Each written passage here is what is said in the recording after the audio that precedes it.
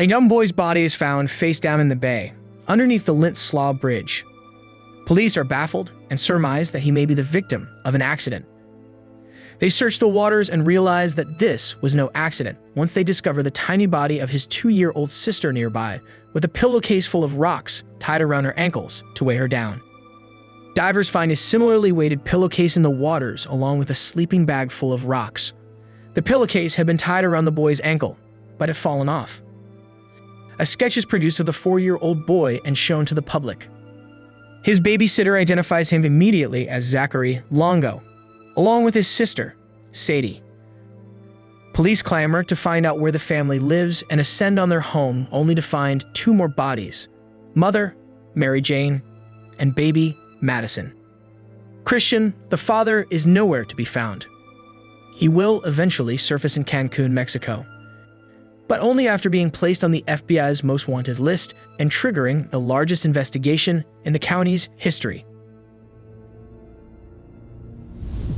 Welcome back to Crime A to Z, where we detail cases and criminals from their very beginning until well after other reporting ends. Today, we'll be talking about yet another bad Chris, Christian Longo. New Chris, staying evil, but with a few genuinely Hollywood-worthy twists.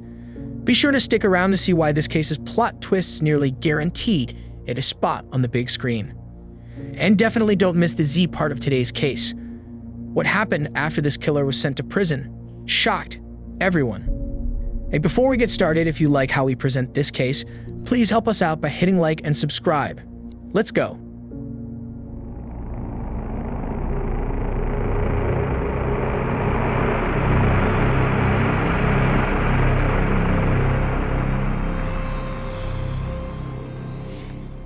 Christian Michael Longo was born on January 23, 1974, to strict Jehovah's Witness parents.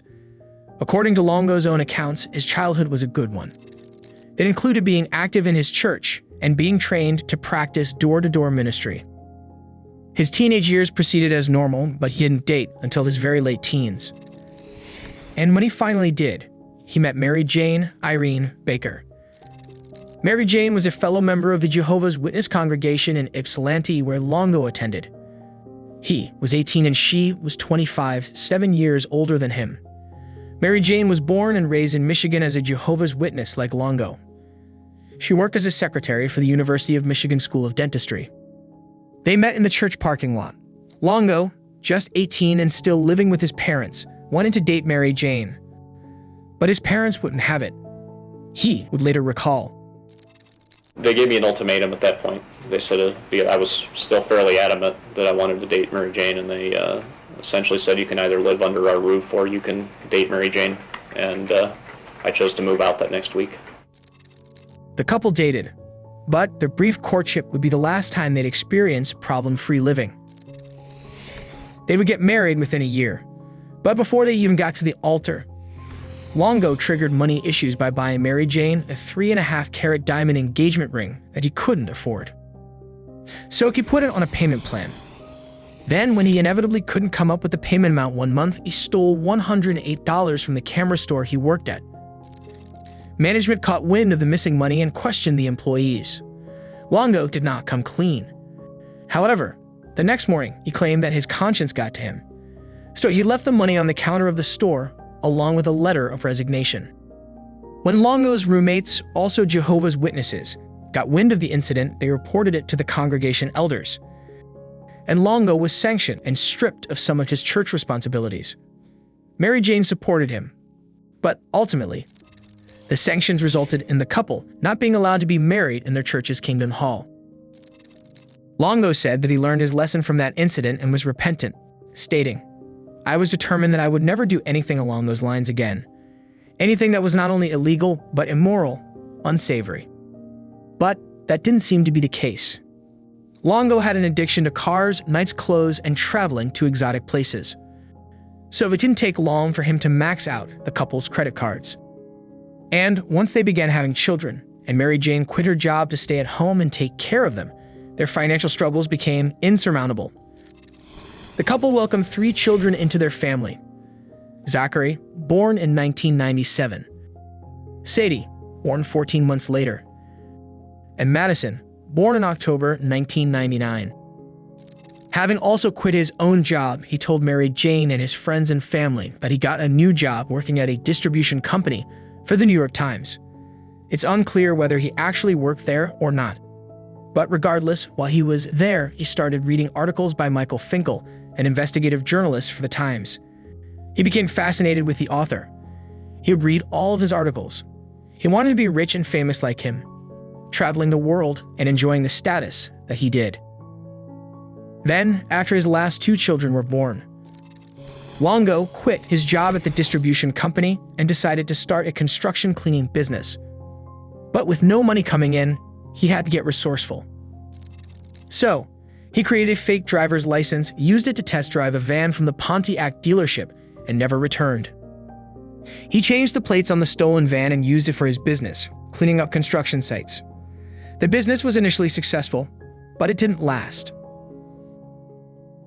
So soon he was back in the same financially desperate situation, and lying to family and friends about it, leading them to believe the business was successful as he continued to bury himself and his family deeper into debt. He told friends that he had won a boat and 2 jet skis in a contest. He bought 2 cars, but one of them was repossessed, and the other one broke down. Then, along with the money problems, came problems in the marriage. In May of 2000, Mary Jane confided in her sister that she had found emails that her husband had sent to another woman. Mary Jane ultimately confronted her husband about the messages, and his response to her was that she wasn't any fun anymore since she had the children, and that he didn't love her anymore. Mary Jane was devastated, but she was also determined to stay with her husband and make it work. She told the elders of the congregation about the emails and their situation, and the church sanctioned Longo again, even without any proof of a physical relationship with the other woman. The couple remained together, and in late 2000, Longo turned to check fraud to come up with the cash he needed. That landed him in court for the first time. He pleaded guilty, and instead of receiving the standard sentence of over a decade in prison for his offenses, he got off with a slap on the wrist. He was merely given 3 years of probation, community service, and ordered to pay restitutions far greater than what he could afford based on the exaggerated income that he reported in order to keep up appearances. The conviction was a wake-up call for Longo, who promised to both be truthful to his wife going forward and also straighten out their finances. Mary Jane stuck by his side, but his apologies did not go over as well with the church. The church got wind of this transgression and finally disfellowshipped him from the church entirely. With the disfellowshipping, Chris lost all his church co-workers, friends, and even his family. Mary Jane likewise lost her friends and church community and only had her husband and family to cling to. Even more desperate now, Longo opened a credit card in his father's name and ran up nearly $100,000 in debt, with creditors breathing down his neck and Mary Jane's friends starting to become concerned about Mary Jane. Longo decided that they needed to make a move. They dropped everything and moved from Michigan to Toledo, Ohio, a violation of Longo's probation. They moved into a warehouse. It didn't have a kitchen, running water, or sufficient plumbing. Longo told Mary Jane that the warehouse was paid for 6 months. But it wasn't. He was still forging checks. But the move was partially successful. It disconnected Mary Jane from her family. They tried to communicate with her, but her phone had been turned off. They filed a missing persons report. But then in November, they received a letter from her from South Dakota. It stated, "Sorry, we moved. Can't call now, but we'll be in touch." The family would move again whenever the police got too close to figuring out any of Longo's illegal schemes. They'd stay at motels, campsites, and anywhere that was cheap. The family finally settled in Oregon, still swindling, pawning, and stealing their way into places to stay. Once they swindled their way into yet another rental home, a nice bayfront condo, Longo landed a part-time job at the Starbucks inside the local Fred Meyer store. He was embarrassed that he had to take a minimum wage job. So he told anyone who would listen that he was a wealthy internet entrepreneur and that he only took the Starbucks job because he loved the coffee. They continued to struggle financially, with the Starbucks checks getting spent as quickly as they came in. The jig was about to be up on the swindled condo they were staying in, Food was scarce. Gas was pumped without paying. And on a December evening, 2001, as he looked out from the balcony of the condo as his family slept inside, Longo realized that this was the beginning of the end.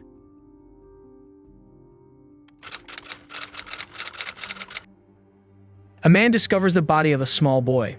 He's floating face down in Elisa Bay near the man's RV lot. Police are called to the scene, and a digitally enhanced photo of the young boy is soon broadcast on the news, requesting anyone who may know him to come forward. A woman who occasionally babysat the Longo children and worked with Longo at Starbucks reports that the young boy looks like 4-year-old Zachary Longo. The water is searched, and 3 days after Zachary is found, they find the body of a young girl wrapped in a comforter and with rocks tied in a pillowcase around her ankle to weigh her to the bottom of the water. It is Zachary's 2-year-old sister, Sadie. They will later find that Zachary was actually killed and wrapped in the same manner, but his weights and covering had come off. Knowing that Zachary and Sadie were related, police wondered where the rest of the family was. And on December 27th, they were able to locate the family's home in Yaquina Bay, some 15 miles or 24 kilometers away from where the children's bodies were found. Police arrived, but the home was empty. So, they searched the docks nearby. It didn't take long to discover 2 suitcases, one of which had Mary Jane's hair spilling out from the zipper. One suitcase contained a naked Mary Jane, complete with some bruises to her face, while the other contained baby Madison. Both suitcases were weighted down with weights. Mary Jane experienced blunt force trauma to her head, but the autopsy's official cause of death for all 4 victims was asphyxiation. Although court arguments and other sources claim that Zachary and Sadie died from drowning, indicating that they were discarded in the water with their weights while they were still alive. At this point, the only family member not accounted for was Christian Longo. So he became the prime suspect. Since over a week had passed since the murders, Longo had a significant head start evading capture. So he was placed on the FBI's top 10 most wanted list. After Longo had heard on the news that the body of a little boy had been found, he went to Starbucks to pick up his final paycheck, then drove to San Francisco. He applied for a position at a Starbucks there, but then decided to head to Cancun, Mexico, instead. Longo had stolen the credit card info of a Starbucks customer while he was still working there, and was using that to fund his evasion from the authorities. By tracking that credit card's activities, they were able to determine that he was headed toward the Mexican border. Once in Mexico, Longo began living the carefree life. He hung out with some young British tourists, drank beer, went snorkeling and dancing, and shared a cabana with his attractive new girlfriend, a German photographer. And he also impersonated a journalist. While evading capture, Longo had assumed the identity of Michael Finkel, the writer that he had admired while he was working at the distribution center for the New York Times. Finkel had since become discredited and fired from the New York Times for writing a piece about a person that he had based on facts from multiple people, a violation of basic journalism principles. At the end of December, a tourist recognized Longo in Cancun. By the time police arrived, Longo had relocated to a beach camp in Tulum, Mexico. An FBI agent, along with Mexican authorities, approached him on January 13, 2002, and asked him if he was Christian Michael Longo. Without so much as glancing at his horrified girlfriend, he confirmed that he was indeed Christian Longo and was arrested. Normally, the U.S. has to negotiate or trade to extradite a fugitive from Mexico back to the U.S. if they may face the death penalty once returned. But since Longo agreed to return to the U.S. voluntarily, Mexican officials allowed him to leave without incident. With Longo apprehended, the theatrics would begin. To start, at the beginning of 2003, Michael Finkel, the writer whom Longo had impersonated, was contacted by a reporter at the Oregonian. He asked Finkel for his opinion about the man who impersonated him while in Mexico after killing his entire family. Having never heard of the case up until that point, Finkel became intrigued and reached out to Longo in prison. Longo shared how he had followed Finkel's entire career and admired his writing. Longo agrees to tell Finkel his side of the story, but only if Finkel will give him writing lessons and promises not to share their discussions until after the trial is over. Finkel agrees, and after a short period of time, he becomes consumed with Longo. Longo is likable and forthcoming with mistakes he has made, but always evades the topic of his guilt. The pair talk weekly over the phone and exchange thousands of pages of correspondence that include various versions of who killed whom and when, including one version where Longo outlines himself throwing the two children over the bridge into the water, still alive. Despite this, Finkel starts to see similarities between himself and Longo, starts to doubt Longo's guilt, and, by most accounts, befriends him. Then, just before the trial is set to begin, Longo tells Finkel that he's going to change his pleas from guilty to not guilty. Sort of. In March 2003, the trial begins, and Longo shocks everyone by pleading guilty to the murders of Mary Jane and Madison, surprisingly, without a plea deal. For the murders of Zachary and Sadie, he refuses to enter a plea, so the court entered a not guilty plea on his behalf. Finkel asks Longo, "What's up?" Longo claims that he can't share all the details because he has to protect certain unnamed people. Hearing of Finkel and Longo's relationship, the FBI agent who arrested Longo warns Finkel that Longo is manipulative and extremely dangerous. He encourages Finkel to turn over what he has learned from Longo, but Finkel refuses. Once the trial was underway, one of the jurors noted that he thought there must be some mistake. He felt that the boyish, clean-cut young man sitting in the defendant's chair could not have done the things they were claiming. But he was wrong. The prosecution would argue that Christian Longo was a cold-blooded killer whose family had become a burden for him, and that his solution was to get rid of them. They claimed that there was evidence that he'd been planning the murders for months, including information found on Longo's computer that showed he repeatedly visited the online version of a book titled Hitman that gives advice about murder methods. That book includes, in part, that the corpse should be weighted down with the standard concrete blocks, but it must be wrapped from head to toe. Also, Longo had cut out obituaries and written the deceased's personal information in the margins, which the prosecution contended illustrated his plans to assume a new identity once he disposed of his family. And then there was his attempt to isolate Mary Jane from her family and friends.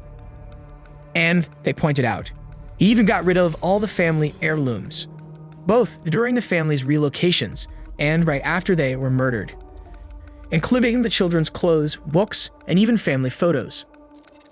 But prosecutors actually lacked direct evidence linking Longo to the murders.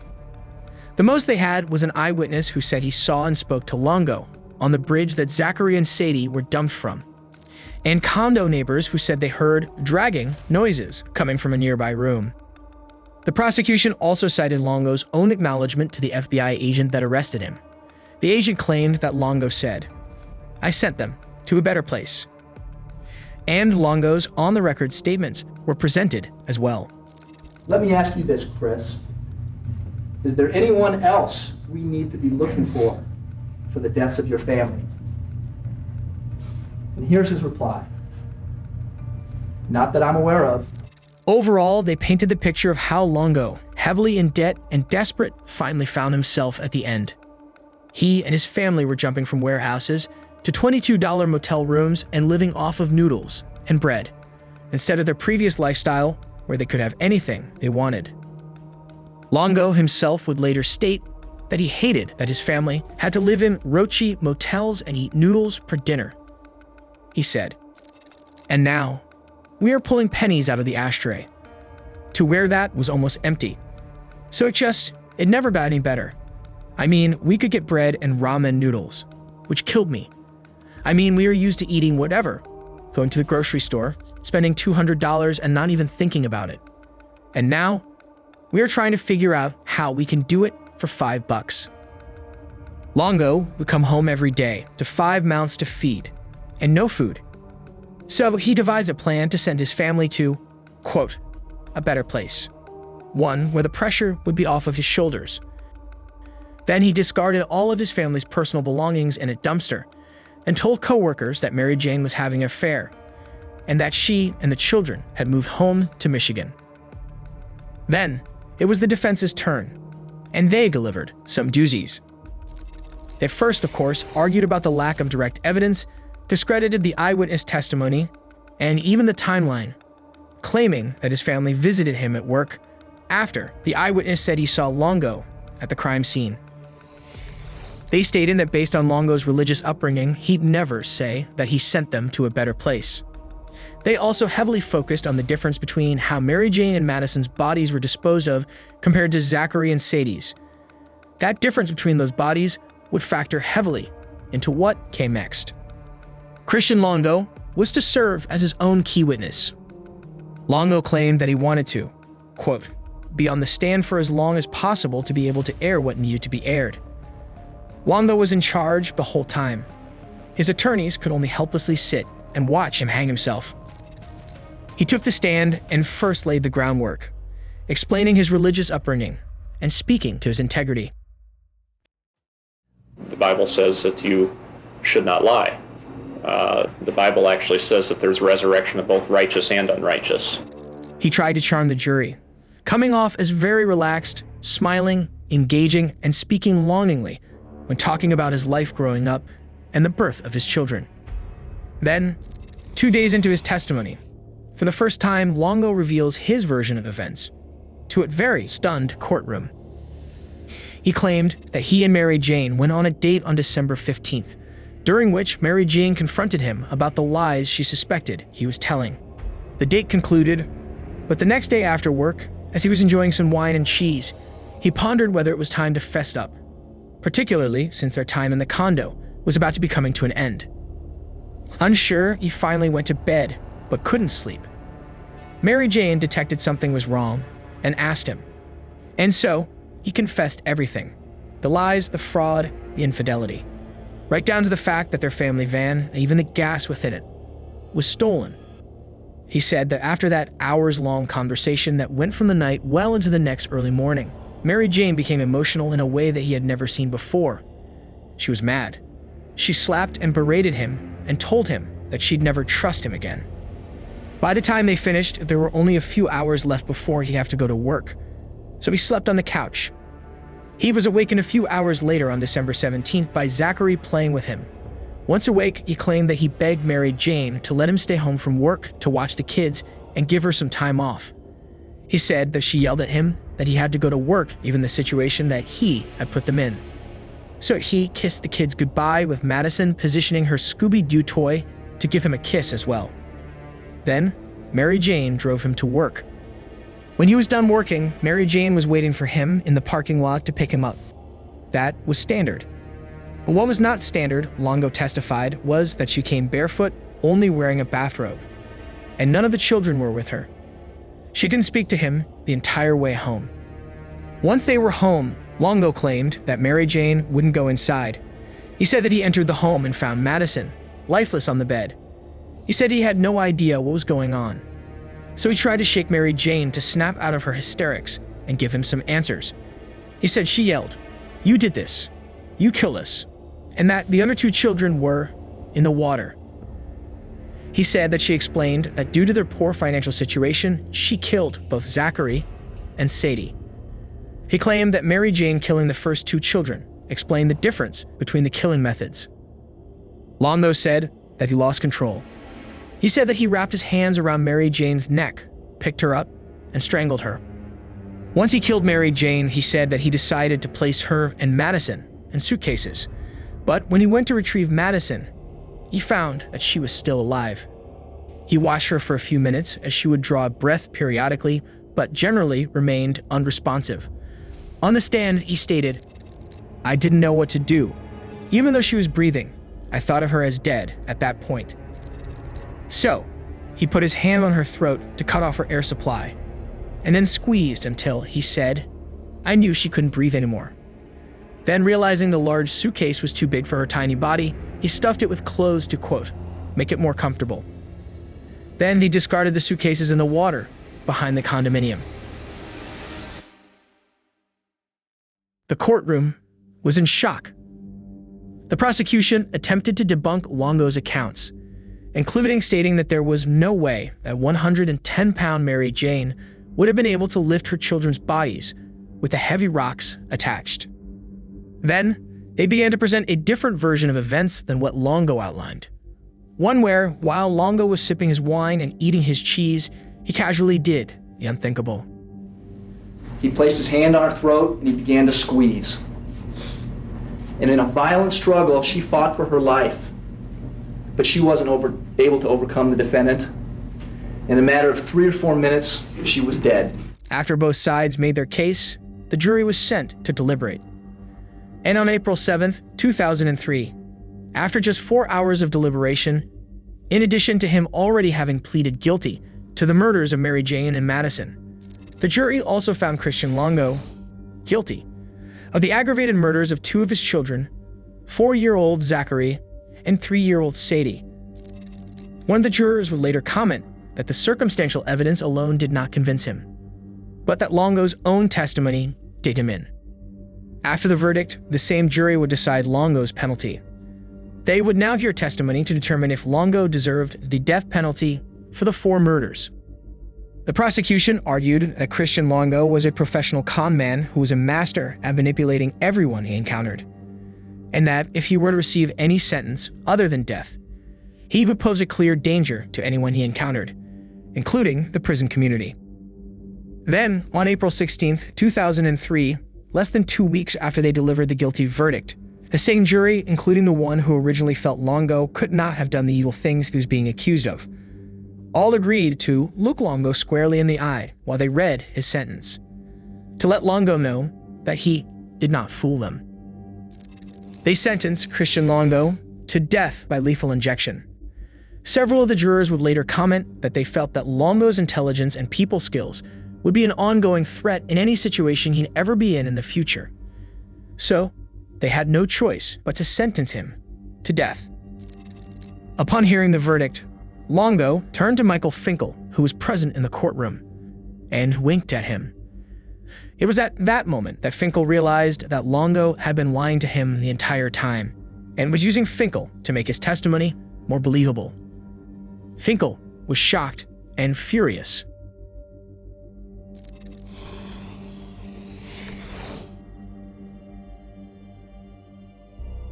Christian Longo appealed, but he lost the appeal, and his guilty verdict and death sentence were upheld. In 2011, after Longo had lost his appeal, he penned an op-ed piece in the New York Times, where he admitted that he killed his wife and 3 children, stating, "8 years ago, I was sentenced to death for the murders of my wife and 3 children. I am guilty.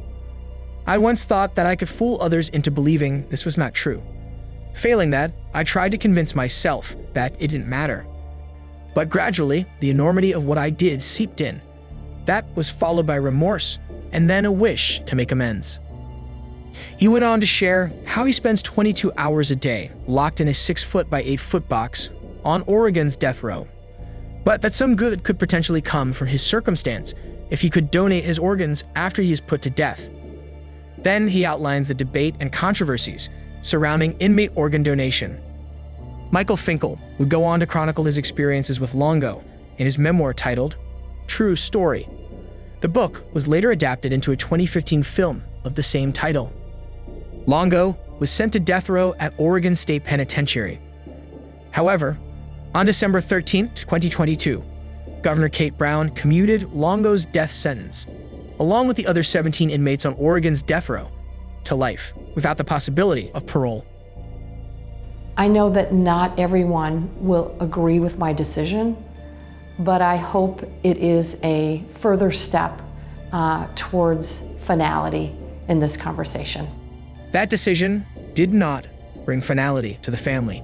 Before this happened, I did not have an opinion on the death penalty. I did not feel that that was my decision to make about anyone. After this happened, I have an opinion on the death penalty. Chris deserves to be dead for what he did. My family will never feel safe until Chris is no longer a part of this world. We had several commenters mention this case, especially in comparison to the Chris Coleman and Chris Watts family murders. There are numerous similarities between the cases, including how both Watts and Longo tried to accuse the wives they murdered of killing the kids. Drop a comment if you spotted more similarities. We're calling it a 3-way tie for who is the worst of the 3, and a 2-way tie between Longo and Coleman for how bungling they were with the cover-up. How about you? Who was the worst for you? If you've watched our channel, you know what we're doing next. Longo's headed for the perfect playlist.